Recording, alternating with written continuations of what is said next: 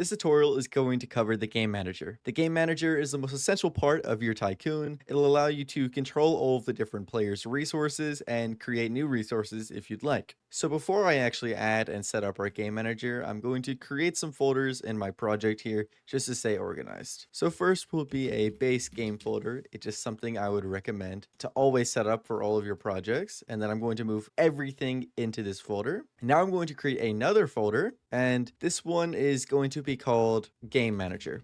Now that I have created this Game Manager, I'm going to right click and make it our current folder so that everything that we add into our game will instantly go into this folder. The next thing you want to do is go to your content browser, and you'll see in your content folder that there will be a Game Manager device. Then all you need to do is just drag it into the play space. The first option that we have here is our base class selector.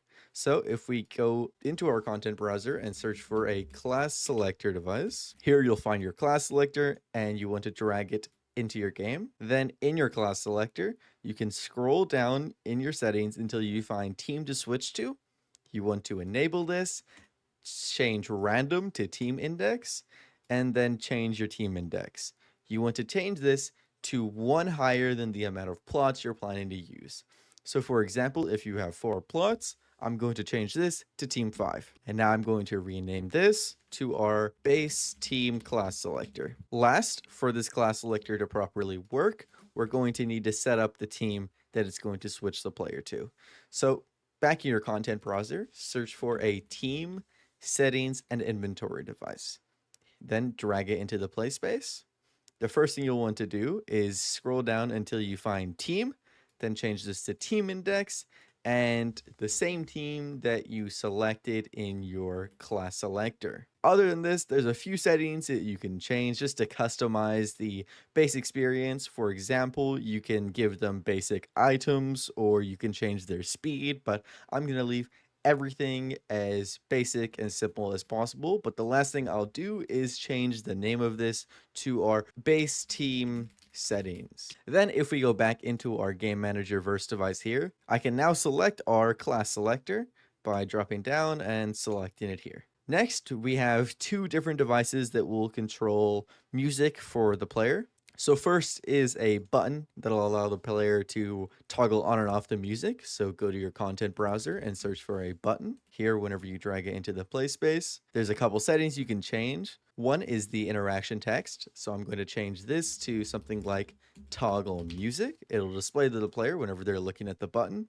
And then the other will be the interaction radius and visible in game. So I'm going to just leave these the default values, but you can play around with them as you'd like. I'm going to change this now to toggle music button. Then go back into our game manager and select a button right here.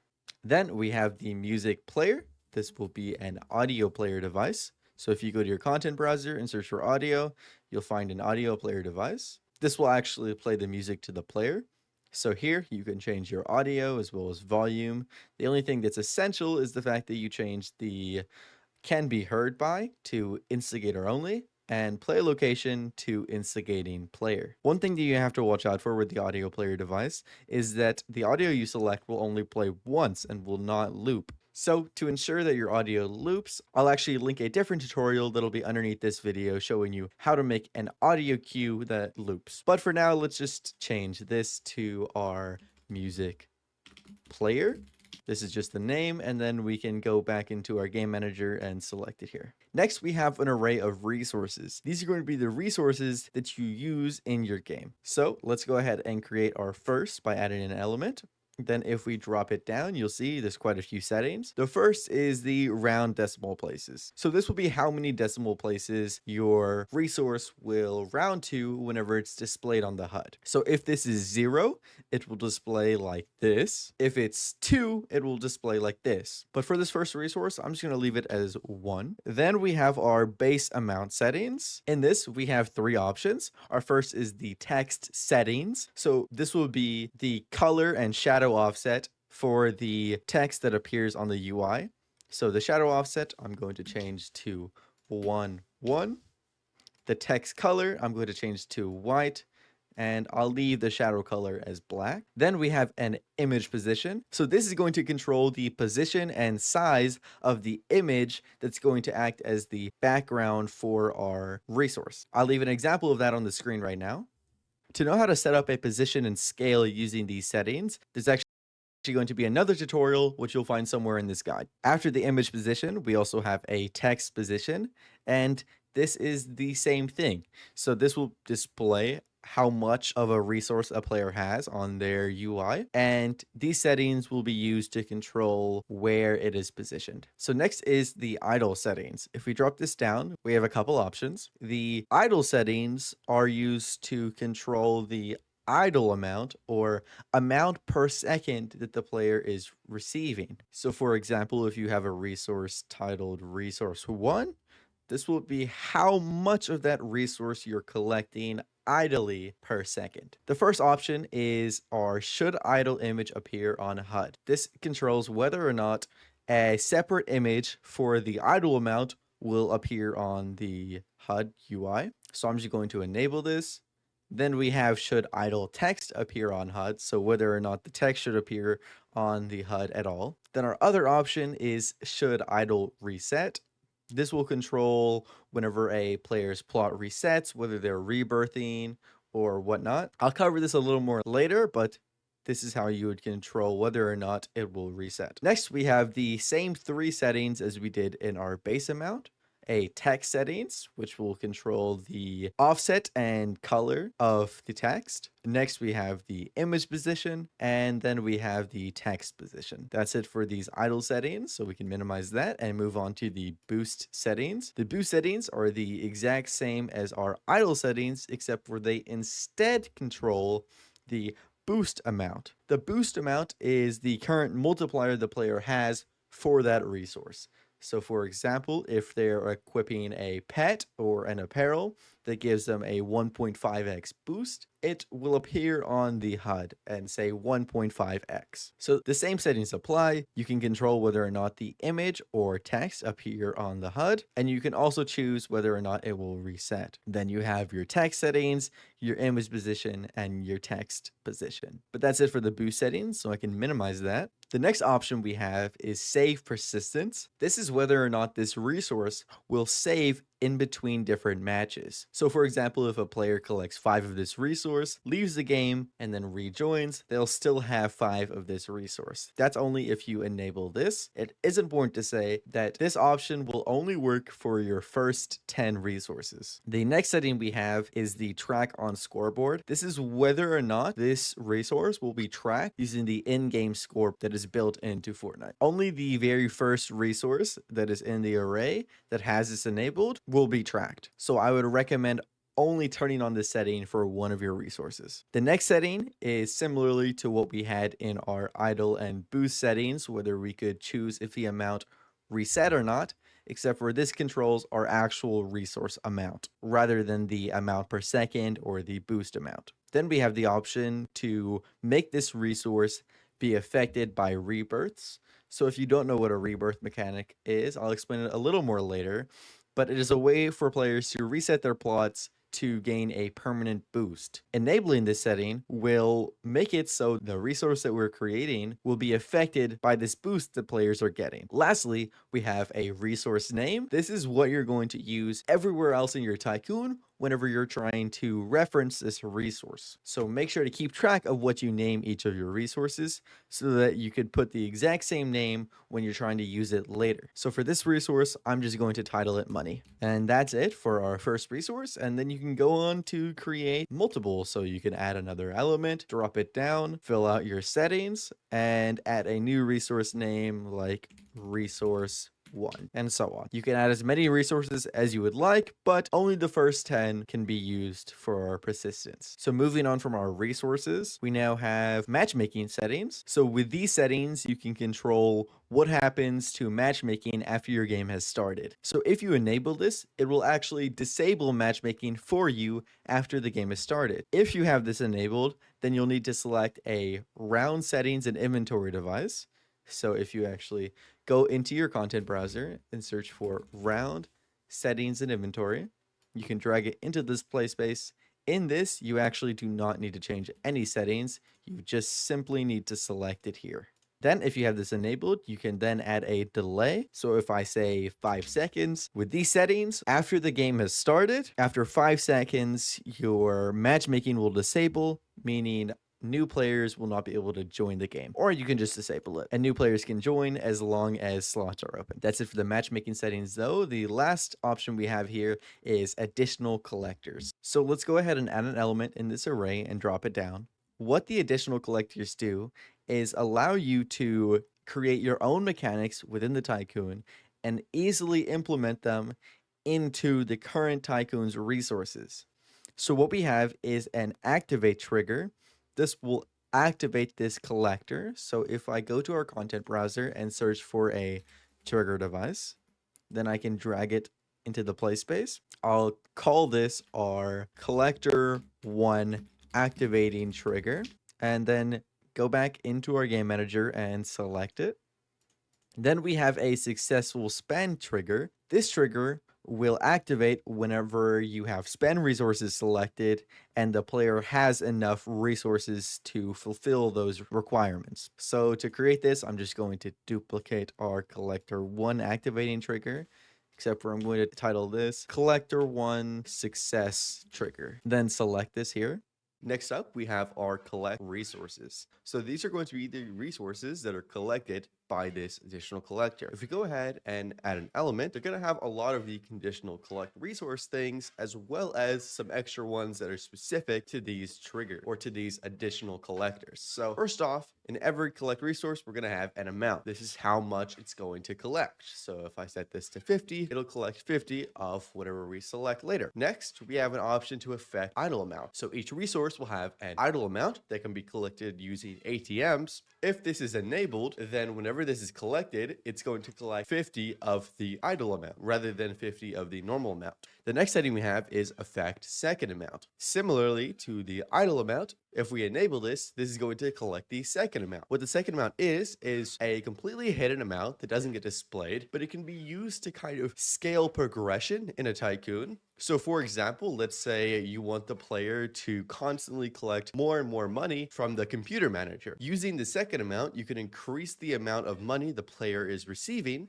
over time in the Tycoon as they progress and purchase different buttons, and then use that second amount to collect from the PC manager. The next setting is affected by boost. This is whether or not whenever this is collected, it's affected by the resource's boost amount, which can be collected or removed using different functionalities like the pet or the apparel manager. Then we also have an option to show pop-up. So if this is enabled, then a pop-up will appear on the player's UI that will show the amount that was collected along with the resource. The next setting we have here is the collect the second amount. So if I set this to a value, then this will actually override this amount and instead collect whatever the second amount is. But you can see we also have a number here. What this is a multiplier for the second amount. So if you do just want to collect whatever the second amount is, we'll set this to 1 because it'll be 1 times the second amount. If we want to collect 1.5 times the second amount, you'll just write 1.5.